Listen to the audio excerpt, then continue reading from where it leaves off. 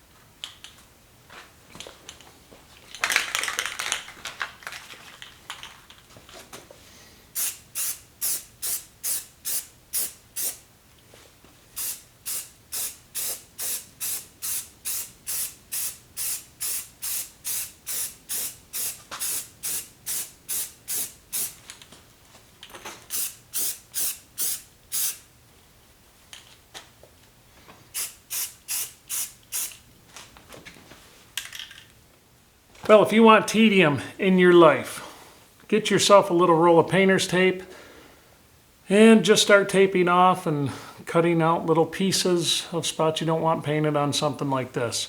So I'm very happy with the progress thus far.